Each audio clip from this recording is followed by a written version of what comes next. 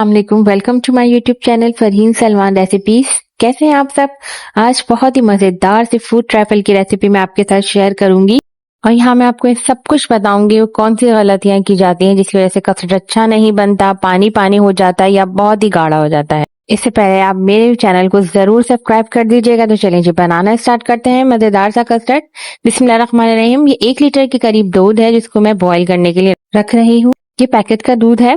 साथ ही तकरीबन 6 table spoon के करीब ये मैंगो कस्टर्ड पाउडर है। आप कोई सा भी कस्टर्ड फ्लेवर ले सकते हैं, मैंने मैंगो लिया है। हाफ कप के करीब इसमें नॉर्मल रूम टेम्परेचर के करीब मिल्क है, वो मैं इसको मिक्स करूंगी। अच्छे से मिक्स करेंगे कि इसमें बिल्कुल भी लम्स ना हो। सबसे ज्यादा एहतियात इस वक्त करनी पड़ती है कि ये अच्छे से मिक्स कर लिया जाए ताकि इसमें कोई लम्स ना रहे। अब दूध में बॉयल आ चुका है तो इसमें मैंने हाफ कप के करीब चीनी ऐड कर दी है। चीनी आप अपने हिसाब से ऐड कर सकते हैं जितना आपको मीठा पसंद हो। कस्टर्ड बहुत ज्यादा मीठा अच्छा नहीं लगता, तो इसमें मैंने बिल्कुल नॉर्मल हाफ कप के बराबर चीनी ऐड कर दी है। दूध में चीनी को अच्छे से मिक्स करेंगे। पैकेट का दूध ऑलरेडी थोड़ा गाढ़ा होता है, अगर आप फ्रेश मिल्क लेते हैं तो इसको थोड़ी देर तक पकाइएगा ताकि वो थोड़ा गाढ़ा हो जाए।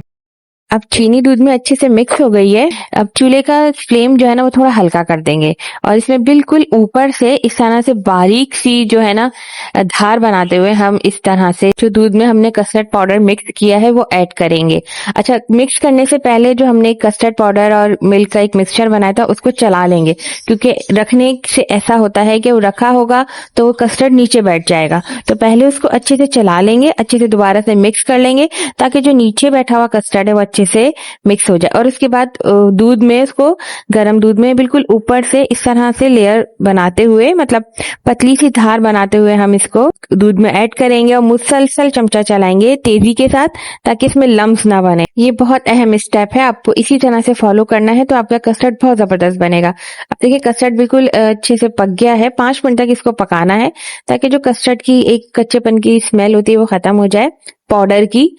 अब फ्लेम ऑफ कर देंगे और इसको चमचा चलाते हुए, मुसलसल चमचा चलाते हुए इसको ठंडा करेंगे ताकि ऊपर की जो है ना एक लेयर ना बने, जो एक बलाई टाइप के ऊपर लेयर बन जाती है वो ना बने। बस हम इसको मुसलसल चमचा चलाते रहेंगे और इसको ठंडा कर लेंगे। ये देखिए कस्टर्ड में बिल्कुल लम्स नहीं है और बिल्कुल स्मूथ बना है। आप चाहे तो इसको फैन के नीचे रखते हुए इस तरह से चमचा चलाएं या कोई विक्स चलाएं ताकि इसके ऊपर वो एक बलाई वाली लेयर ना आए और ये अच्छे से ठंडा हो जाए। जैसे ही अच्छे से ठंडा हो जाएगा, नॉर्मल हो जाएगा, तो हम इसके अंदर तकरीबन 4 टेबल स्पून के करीब फ्रेश क्रीम ऐड कर देंगे। और ये फ्रेश क्रीम है पैकेट की, इसमें मैंने 5 टेबल स्पून है, इसमें मैंने 2 टीस्पून चीनी ऐड करिए ताकि फीकी होती है क्रीम तो इसमें चीनी का तनासुब बराबर है। इसको अच्छे से मिक्स करेंगे।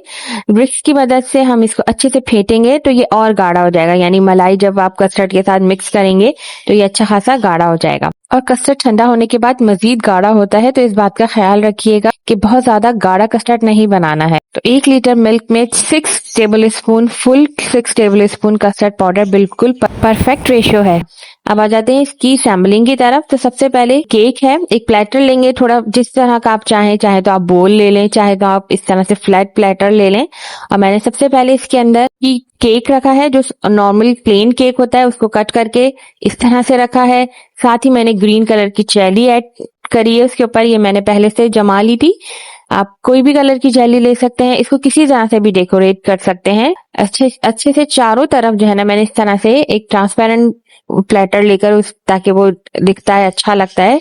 तो इस तरह से आप जेली ऐड करें, इसको अच्छे से सजा लें। अब थोड़ा सा नॉर्मल दूध जो है, ये जो केक मैंने बिछाए हैं नॉर्मल प्लेन केक, इनके ऊपर डाल दूंगी।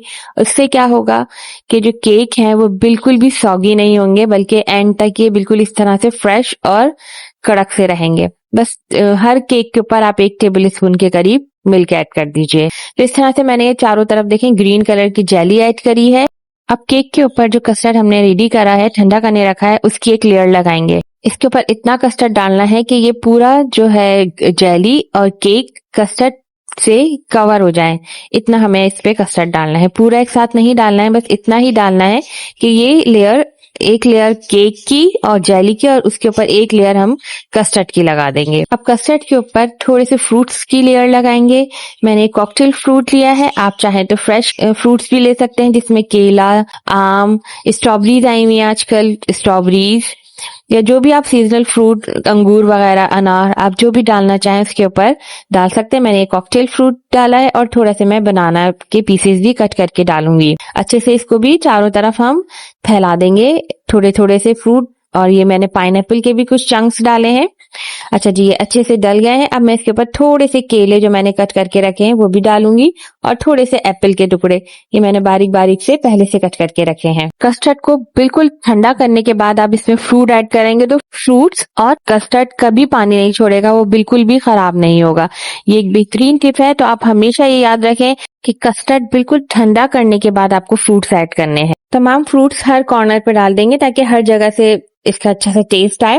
उसके बाद ये मैंने थोड़ी सी रेड जेली भी बनाई है, इसको भी छोटा छोटा सा पीस करके मैंने इसके ऊपर लगा दिया है। अब एक और लेयर हम इसके ऊपर कस्टर्ड की लगाएंगे, यानी जो सारा बचा हुआ कस्टर्ड है हम अब इसके ऊपर लगा देंगे कि ये अच्छे से कवर हो जाए और बिल्कुल अच्छे से ये सब चीजें ढक जाएं कस्टर्ड से। लास्ट लेयर है कस्टर्ड की, इसके ऊपर अच्छे से डेकोरेट कर सके आप जो जिस तरह से चाहें आप उस तरह से इसको डेकोरेट कर सकते हैं। चाहे तो आप सारे फ्रूट्स एक साथ डाल दें और इसके ऊपर कस्टर्ड डाल दें, या फिर जिस तरह से आप इसको असेंबल करना चाहें वैसे कर सकते हैं, इसमें कोई मसला नहीं है।